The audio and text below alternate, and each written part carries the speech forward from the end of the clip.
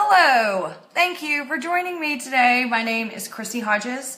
I'm an OCD advocate and peer support here in the Denver area. I also work with Matt Miles at Effective OCD Treatment here in Denver. Today I'm going to talk about violence, OCD, violent intrusive thoughts. And so some of you may watch my videos and you may think, girl, why are you always talking about such weird taboo topics? Well, the reason why is because I live with a branch of OCD that's typically referred to as pure O. In fact, it was coined by Dr. Stephen Phillipson, who I talked with earlier this week. Yeah, he's so awesome. And it's a nickname for the type of OCD that includes violent, sexual, blasphemous, intrusive thoughts, any type of OCD where mental rituals are present. When I say mental rituals, what I mean, typically you're going to be avoidance rituals. So you're having anxiety about a certain person or a certain place or object, and you start avoiding that.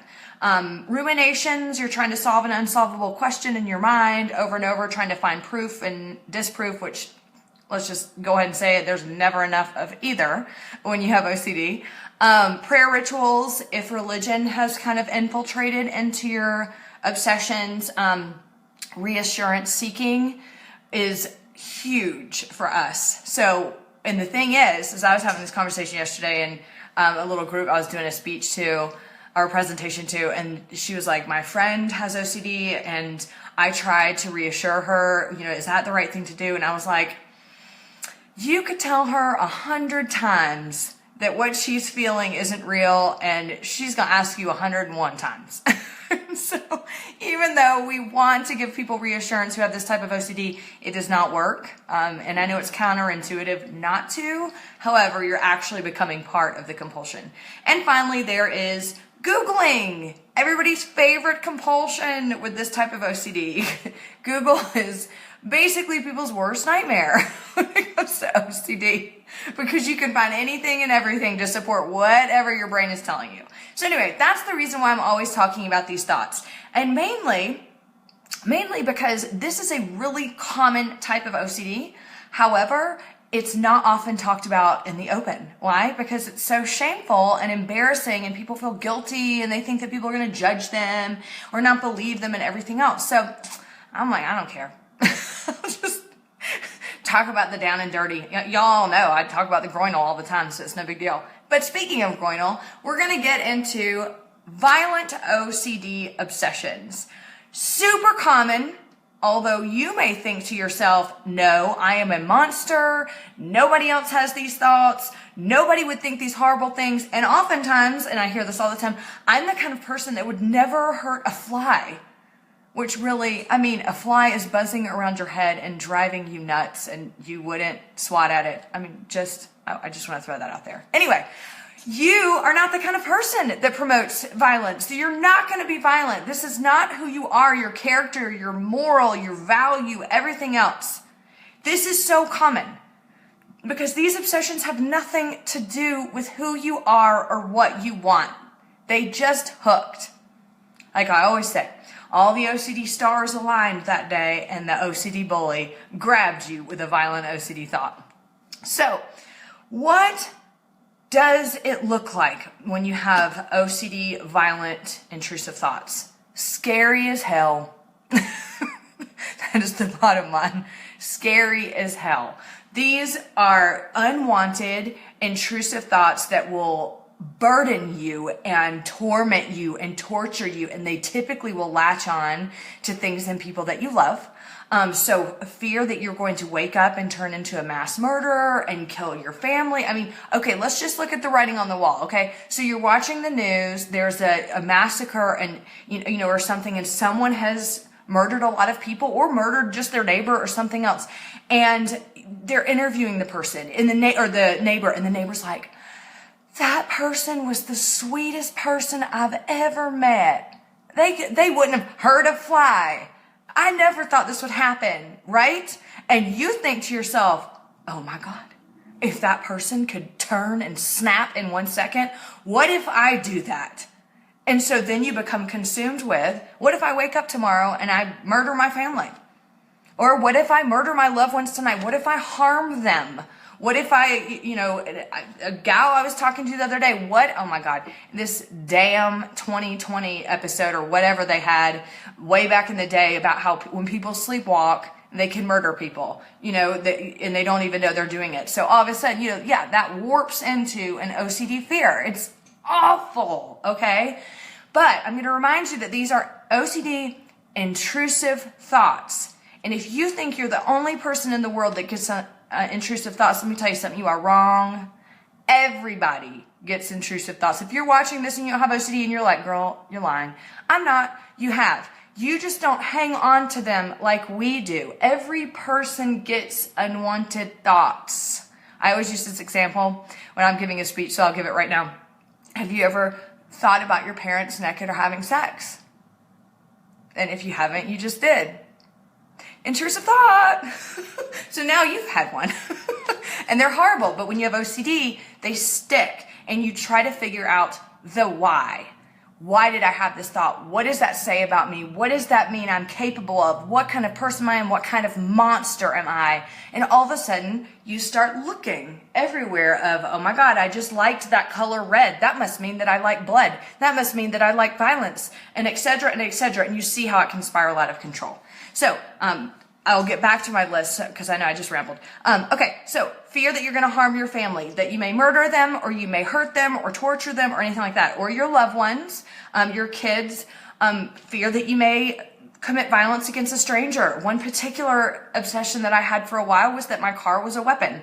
And every time I would stop at a stoplight when I was in a relapse and people were crossing the streets, I would start to physically shake. I would have to put both feet on the brake and put it in park. I was so terrified I was going to lose control and slam the car into the people and kill them. And of course, I get this weird urge inside and I think, well, does that mean I want to do it? Because if I didn't want to do it, my body wouldn't be lunging forward. It wouldn't be shaking, because if my body is doing this, then maybe then I do want to do it. So so fear of hurting strangers. And so you may have that, walking down the street. What if I go and hurt that person? What if I kill them? Whatever. Fear of hurting pets. This is a huge one that I relapsed with many years ago. It started, oh God, it was so ridiculous. I'm sitting in the kitchen. I'm chopping up vegetables. I dropped the knife that I was cutting the vegetables with. It fell on the floor about 2 feet away from my French bulldog. All of a sudden, I was like, oh my God, what if that knife would have hit Hamilton and it would have hurt him or injured him? And then it was like, oh my God, did I purposely drop the knife? And then I'm starting to recheck. Did I really accidentally drop the knife, or did I do it on purpose? Do I really want to hurt my dog? So I started avoiding my dog, which is worse because then that's neglect, And so that's how that can manifest. Fear that you're going to hurt yourself. So what if I commit suicide? What if I can't stop myself from killing myself? Huge one. The fear that, and a lot of us get this, when you're on a ledge somewhere, you're looking over, you're on a mountaintop or whatever, and you think, what if I jump? What if I can't stop myself? What if I lose control and jump? So that's what that's about. And then finally, and this is just a list, it's not limited to, but another one is violent images. Maybe you saw a movie, slasher movie or something, and all of a sudden you have this image stuck in your head and you can't get rid of it, and that somehow proves that now you like it, or you get off on it or whatever else. And so all of a sudden you start, you'll start thinking to yourself, if I keep thinking about this over and over, that must mean I like it. And so this way, and in all of these, things start happening. Like, you're going to start avoiding the TV. You're going to start avoiding movies, because what if violence happens? That you're going to start avoiding things like the color red. You'll avoid knives. You'll avoid things that you think that you could hurt someone with. Poison in the house. What if I accidentally poison someone? And if I'm thinking about it, what if that means I want to do it? So anything like that, you'll start avoiding. And as we all know, OCD makes your world become really, really small. And all of a sudden you're avoiding everything because you're just you're scared of yourself and what you're capable of. Okay, so this is part of it. So what does it feel like? What are some of the things that I may have? All of a sudden, if I'm having violent, intrusive thoughts physically, this is one reason why people get stuck. Because they think, I have this thought and now I'm reacting. My physical body is reacting. That can be in the form of having this feeling that feels like an urge. So like I was saying earlier, you know, when I was sitting at a red light and I thought I'm going to plow my car into people and kill them, I felt like my body was having an urge to do it, when in fact my body was reacting with anxiety. So I get tense, going forward, my breathing is getting heavier and faster, I'm getting scared. And so all of a sudden I see that as, this is an urge, I'm going to lose control. I need to put the car in park. I need to put both feet on the brake. I'm scared. Also, people may get the groinal. Here we go again, groinal girl. And so, hey cat. And so people may get the groinal with it. So you may have a movement in your groinal area because you may think to yourself, oh my God, did I just feel good about wanting to hurt someone or kill someone? Did I just get excited by that? And these are all reactions that come along with having OCD. Another thing is you may get shaky, you know, so all of a sudden, you know, you get that adrenaline rush and you're like, if I'm shaky, that means it almost happened. Biggest example of this is when you're driving the car and you slam on the brakes and you almost hit the car in front of you, you know, if they stop really quick. And you get that feeling through your body. It's like zing, and you get like really hot and really sweaty and you're like, whoo, just dodged a bullet, right? You'll notice yourself being pretty shaky afterwards. Well, what happens is you'll associate that shakiness with, I almost did this, it almost happened, that means I'm capable of doing it. Okay, these are all normal feelings when you have violent, intrusive thoughts. And I'm going to tell you, that does not mean anything about whether or not you're capable or you're going to go through with it.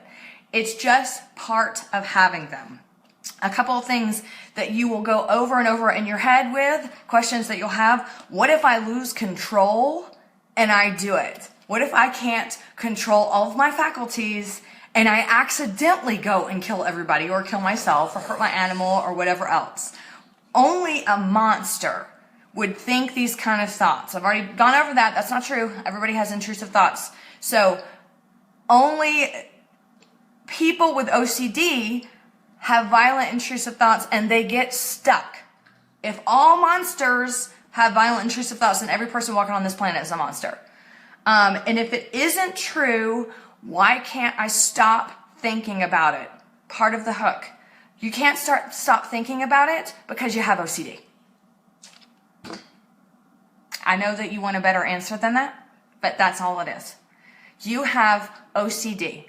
We have the type of disorder that is always looking for proof and disproof, that needs certainty, that can't stand uncertainty, and so you're always going to have that doubt and that cycle in your mind. So what can I do about this? ERP, exposure response prevention, is the part of cognitive behavioral therapy that works. This is the type of therapy that works to treat OCD. If you are seeing a therapist and they do not know how to do ERP, do not keep seeing them for OCD. ERP is a way that you can start to learn behaviorally how to expose yourself to these fears and not do the compulsive behaviors which fuels you in the cycle. Many therapists use mindfulness training as well, and this is having the ability to recognize and being mindful when these thoughts come in, and then being able to use the behavioral tactics that you learn in ERP in order for them not to turn into this vicious cycle that so many of us get in when we get these terrifying intrusive thoughts. And then the last thing that I want to say before I tell you a few other things, that was the last thing I want to say before I tell you a few other things, is you are not alone, okay? You probably think, I have these horrible thoughts and I'm the one person that isn't going to be able to be treated for it. And what if I go to therapy and the therapist says that I am this monster and that I really do want to do these things? These are all secondary fears that people with OCD have. So go to my YouTube channel and look at the fears associated with getting therapy for OCD, and I'll go through all of those one by one. But you are not alone. And I'm going to tell you, you're probably, if I didn't list what you have in your mind with violent intrusive thoughts, you're probably like, see, mine is uncommon. Nobody has mine. You are not alone. Anything that you're thinking with OCD intrusive thoughts, I guarantee you there are many others out there that think the same thing. Unfortunately, with our type of OCD, Not a lot of people are talking out loud about it. Why? It's shameful. It's embarrassing. Nobody wants to put themselves out there. They're worried about what people will think. I did for a long time now. I don't care. But go get help. Reach out to someone who has it and get some support. This is not abnormal. You are not a monster. It is not uncommon. You're not alone. Now, 2 things before I go. I am putting together a huge resource project that I'm super excited about. This is going to allow me, when I get people that email me or call on me, to help them find an appropriate therapist that can help them with OCD instead of hinder them.